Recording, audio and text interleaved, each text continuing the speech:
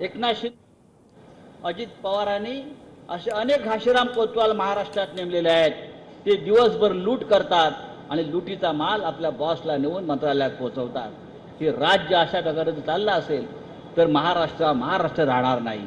आणि त्यासाठी आपल्याला या महाराष्ट्राची प्रतिष्ठा, या महाराष्ट्राची शान, या महाराष्ट्राची अस्मिता यासाठी काम करणं गरजेचं आहे.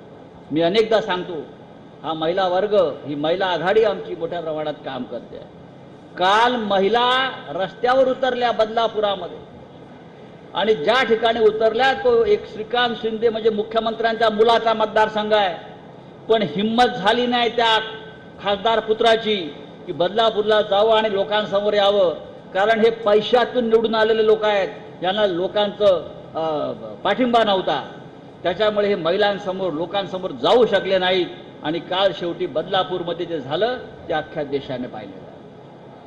शेतकऱ्यांचे प्रश्न आहेत. काय Ladki Bahin,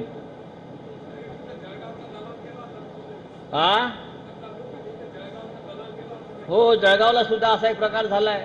fast track court काढणार होते त्या मुलीसाठी. हो, त्याला हाकलून दिलं. जळगावचा जो दलाल गेला होता घाशीराम कोतवाल,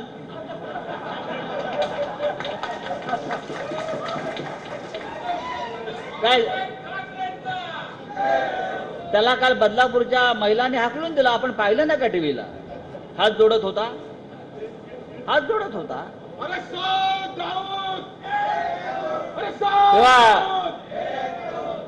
अनेक योजना आणतायत.